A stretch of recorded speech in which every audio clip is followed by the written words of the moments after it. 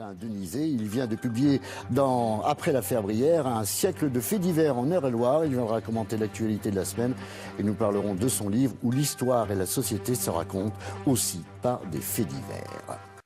Et je voudrais qu'on fasse une petite définition ensemble d'abord sur le fait divers, Alain, parce que le fait divers, c'est énormément de choses pour vous. Hein. C'est pas forcément la criminalité. Non. Si on réduit le fait divers au crime, je pense qu'on fait une erreur. La palette, elle est très large. Le fait divers a été défini par Pierre Larousse au début du XXe siècle dans son grand dictionnaire. Ça va du crime à l'escroquerie, au vol, à l'attentat. Et Pierre Larousse finit même par la pluie de sauterelles. Ah oui. Quant à moi, dans mon livre, je parle de l'invasion des Dorifort en Eure-et-Loire en 1932. D'accord. Alors, c'est particulièrement complet sur le fait divers. Il y a combien d'histoires que vous racontez? Alors, il y a environ 400. 400, c'est ça. Voilà. Et vous partez à partir de 1900. De 1900. Et la date n'est pas anodine puisque c'est à partir, on va dire, de la fin du 19e siècle et au début du 20e que le fait divers arrive en masse à la une des journaux.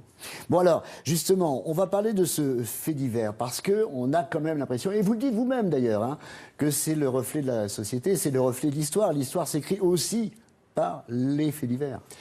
Oui, dans ce livre, j'ai voulu montrer que si le fait divers se résume à l'anecdote, pour moi, ça n'a pas grand intérêt. Le fait divers reflète une époque.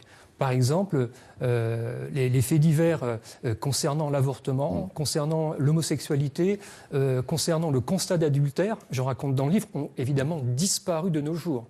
En revanche, depuis les années 80, 90, 2000, toutes les affaires qui sont liées aux mœurs, à la pédophilie par exemple, elles sont aujourd'hui à la une de l'actualité. Il y avait des actes de pédophilie avant, mais la presse n'en faisait pas état ou très peu état. Alors c'est au XIXe siècle vraiment que la presse met le fait divers à la une et ça l'est encore aujourd'hui.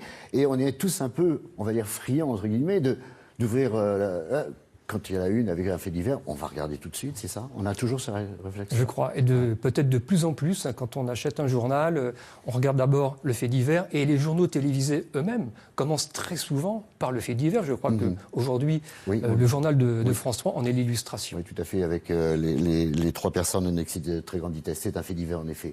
Est-ce que le fait divers, c'est un moyen de raconter la société, de faire une photographie aussi de la société, mais est-ce que ce n'est pas le moyen de se rassurer en disant « Eh bien, ça n'arrive qu'aux autres. C'est arrivé aux autres, ça ne m'est pas arrivé. » C'est possible qu'il y ait cet intérêt des fois un peu morbide pour le fait divers qui concerne les autres et dont on va discuter lors d'un repas entre amis, des fois se gausser.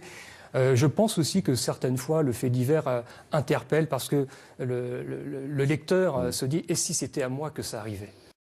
Mais ce qui est frappant, c'est de voir aussi l'évolution des peines qui sont données entre le début du XXe siècle et le début du XXIe. Par exemple, en 1950, il y a un journaliste de l'Accord républicain qui fait un article de 15 lignes sur un gamin qui a volé un pistolet à amorce en 1950.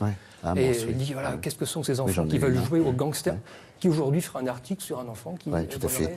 Lequel que vous pourriez garder en le plus étonnant, rapidement? Le fait divers le plus étonnant, c'est difficile parce que question piège. Mais enfin, on peut dire quand même que l'avion en 1925 qui s'écrase place de la Poissonnerie à Chartres, à 100 mètres de la cathédrale, c'est un gros fait divers. C'est un fait divers tout à fait extraordinaire. Il y a peu de victimes, c'était miraculeux. Merci en tout cas, bouquin passionnant, un siècle de faits divers en Eure-et-Loire. Alain Denizet, je rappelle que vous êtes aussi professeur d'histoire et de géographie et que vous serez en signature. Première date, c'est... Alors c'est le 10 mars, le vendredi 10 mars, à la librairie l'Esperluette à Chartres. Très bien, voilà, c'est fait. Merci. Au prochain livre. C'est moi qui vous remercie. À bientôt.